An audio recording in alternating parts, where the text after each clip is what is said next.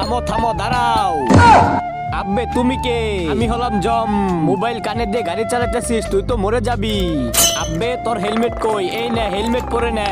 না না আমি হেলমেট পরবো না, আমার চুল খারাপ হয়ে যাবে। আমি গার্লফ্রেন্ডের সাথে দেখা করবো, সর এখান থেকে। আরে আরে বাবু এই তো আমি এসে পড়েছি।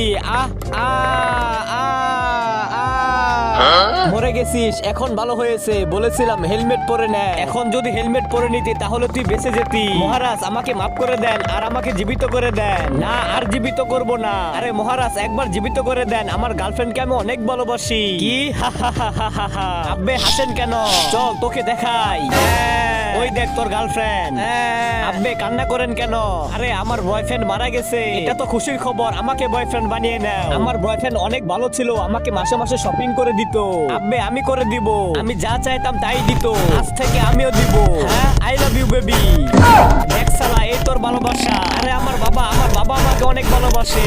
আচ্ছা চল দেখে আসি।